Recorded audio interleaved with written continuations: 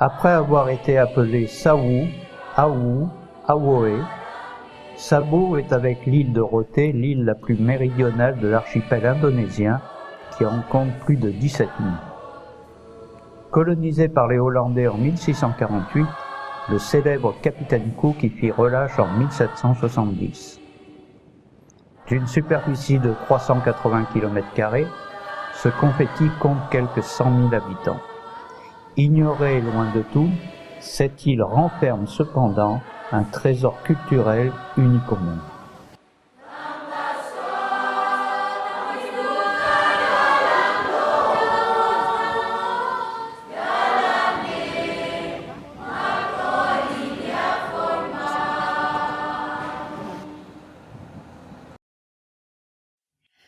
Les ikat de Savu sont des vêtements.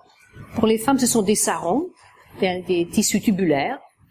Et pour les hommes, ce sont des tissus qui entourent les hanches, des tissus de hanches. Et il y a aussi des écharpes qui autrefois étaient portées par les hommes, des tissus d'épaule portés par les hommes. Maintenant, les femmes en portent aussi.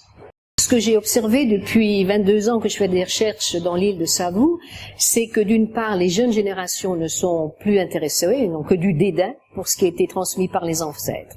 Mais d'autre part, les personnes âgées m'ont fait confiance et m'ont raconté les histoires, m'ont permis de les enregistrer, m'ont donné leur généalogie, si bien qu'il y a quand même un gros corpus de connaissances qui, j'espère, ne se perdra pas. Et peut-être qu'un jour ou l'autre, les jeunes générations, dans une ou deux générations, vont retrouver l'intérêt pour l'histoire de leur île.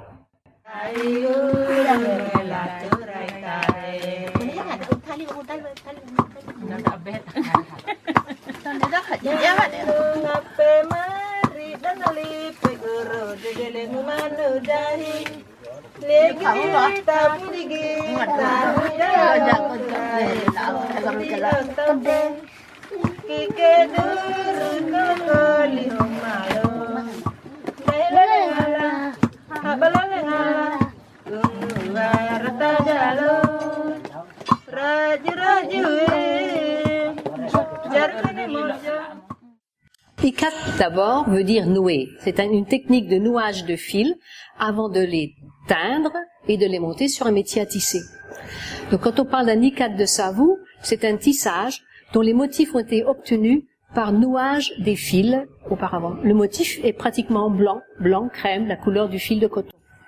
La particularité des tissages de Savu réside dans le fait que les motifs sont porteurs d'un message. C'est un message identitaire pour un groupe de descendance matrilinéaire.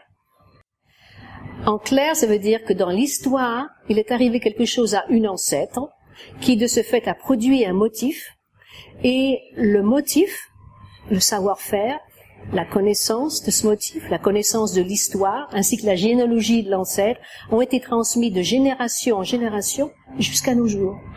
Il y a toujours cette mémoire.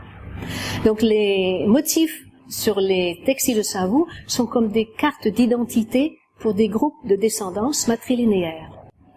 Ceci est particulièrement important quand elles meurent. Elles doivent porter un sarong identitaire pour être reconnues par les ancêtres dans le royaume des ancêtres, je ne sais pas où il est, mais enfin dans leur royaume, et leur permet d'entrer et ensuite de passer le restant jusqu'à l'éternité avec eux.